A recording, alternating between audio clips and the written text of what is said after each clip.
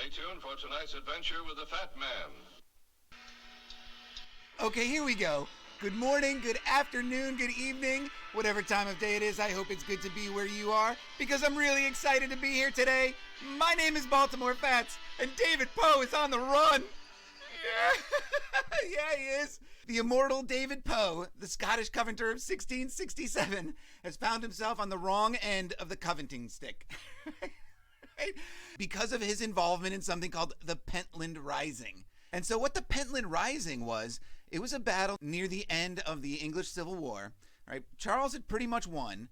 And so he sends this James Turner with a group of soldiers out to this Covenanter country, right, to impose fines on anyone that won't take the oath of allegiance to the king or speak against the covenants. Right? But this guy's particularly cruel. He's not very nice, and so he threatens to roast an old farmer alive, right? But some other Covenanters overhear this, and they raise a group of men of their own, and they are able to take Turner prisoner, right? And so this really gets their spirits up, and so they use this as a rallying cry to raise troops in the Ayrshire and Irvine and places like this, right? And they're going to march on to Edinburgh and let the king know that they've had enough, right? No more of his bishops, no more of these sheriffs coming around and trying to fine everybody for not taking the pledge. And so they renew their solemn league and covenant. They have a big prayer meeting, right? And then they march on down to Edinburgh where they're routed, right? Because the Covenanters have about 900 men. And the king unleashes his army of 3,000 and just pretty much decisively wins this battle, right? Killing, how many says this? Kills 50 of them and takes 80 prisoners, right? And the rest run, escaping into darkness, right? 36 of the prisoners were executed and some were tortured. But at Ayr and Irvine, the official hangman refused to hang the prisoners. And in Ayr, this was a problem solved only when one of the prisoners was offered his freedom. He would do the hanging. Hey, man. We'll let you go if you hang everybody else. Deal!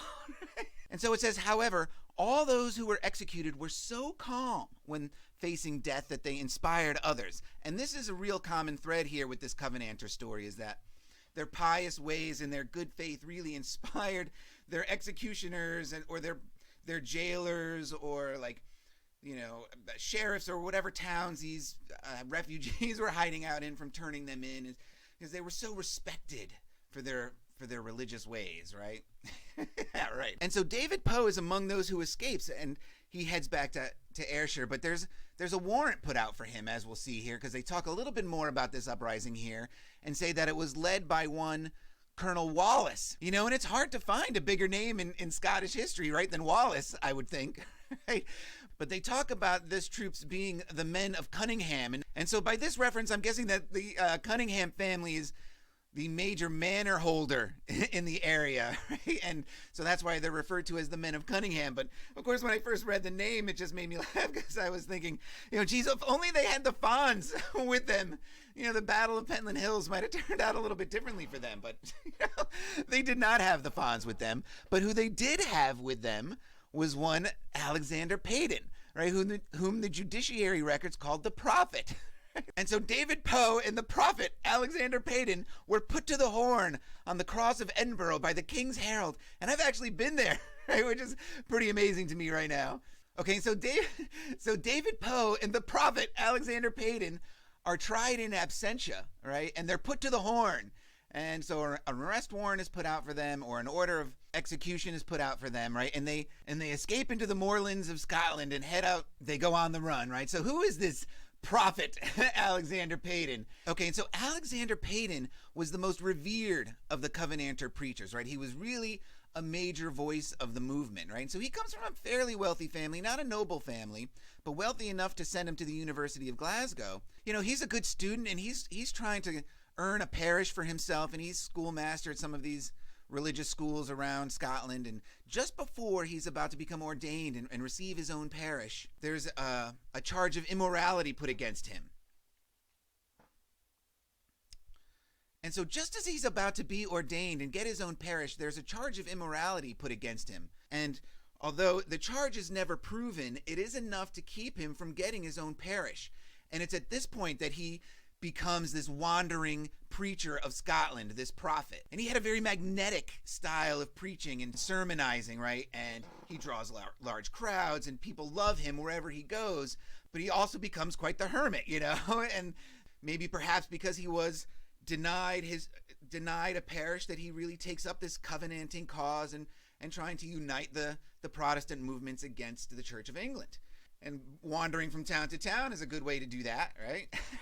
And so it should come as no surprise, of course, that there's no mention of the time he spent on the run with David Poe, which appears to be a considerable amount of time, right? Because it says here that whilst in Ayrshire, hiding a year, right, and not very far from their home turf, how hard could it have been to find these two men?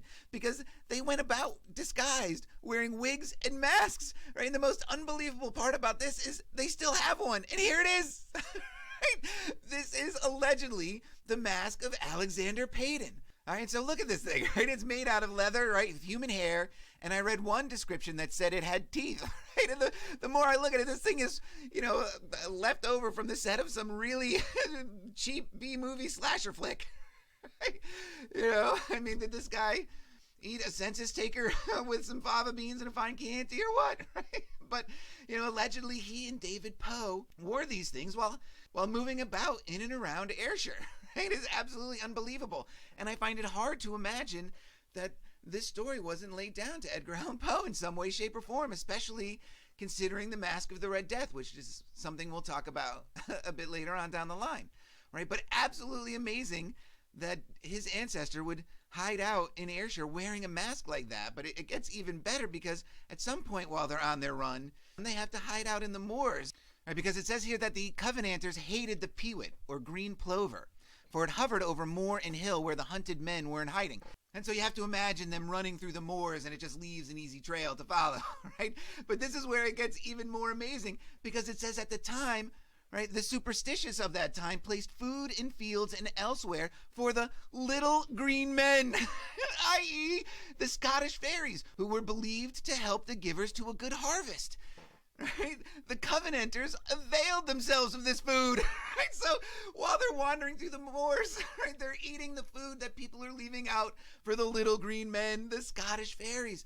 Now this is absolutely amazing, tying everything back to this sort of woodland mythology and woodland creatures and things like that. Little green men, the Scottish fairies, unbelievable. And so this just brings to mind, of course, making deals with these little green men out there. Right? Especially over this food, right? You're going to come along and take their food? I don't think so. Offerings have to be made, bargains struck, right? But it is from here, it is from all of this that David Poe eventually finds his way in County Cavan in Ireland, okay? And that's where we'll leave him for now. Just to follow up on Alexander Payton a little bit. So after parting ways with David Poe, Alexander Payton is eventually captured, and he does serve time on this Bass Rock here. But he does remain a very influential Presbyterian preacher throughout his life. And there's interesting numerology aspects to this that I didn't really touch on, unfortunately, in this video. But, because I can't remember how old he was when he died, but I think it was something like 63 or something like that.